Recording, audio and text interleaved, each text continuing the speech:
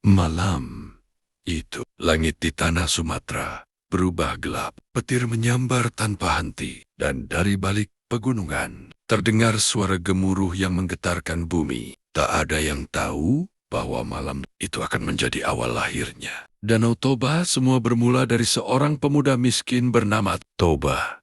Ia hidup sendirian di sebuah lembah yang sepi. Setiap hari, ia memancing di sungai demi bertahan hidup. Namun, suatu sore yang aneh, kailnya tiba-tiba ditarik sesuatu yang sangat besar. Toba berjuang sekuat tenaga. Air sungai bergolak hebat. Hingga akhirnya, seekor ikan emas raksasa muncul ke permukaan. Sisiknya berkilau seperti emas terbakar matahari. Karena senang mendapat tangkapan besar, Toba membawa ikan itu pulang. Tapi saat ia kembali dari mengambil kayu bakar, ia membeku ketakutan. Ikan itu hilang. Sebagai gantinya, berdiri seorang wanita cantik dengan rambut panjang dan mata yang sangat tajam. "Aku adalah ikan yang kau tangkap," bisiknya pelan. Wanita itu ternyata terkena kutukan. Dan sejak saat itu, hidup Toba berubah. Mereka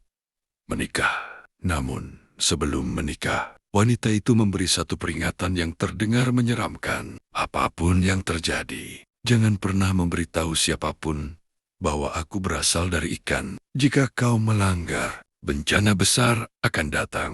Toba setuju. Tahun demi tahun berlalu. Mereka memiliki seorang anak laki-laki bernama Samosir. Namun anak itu memiliki sifat aneh. Ia sangat rakus dan tak pernah merasa kenyang. Suatu hari, Toba yang lelah bekerja menyuruh Samosir mengantarkan makanan ke ladang. Tapi di tengah perjalanan, makanan itu malah dimakan habis oleh Samosir. Saat Toba mengetahui hal itu, emosinya meledak. Dengan suara keras yang menggema ke seluruh lembah, ia berteriak, "Dasar anak ikan!" Detik itu juga, angin berhenti berembus. Langit mendadak hitam pekat. Sementara di rumah, sang ibu langsung menangis. Ia tahu, rahasia itu akhirnya terbongkar. Semua sudah terlambat, katanya lirih. Tiba-tiba, bumi bergetar hebat. Petir menyambar gunung. Hujan turun seperti air bah.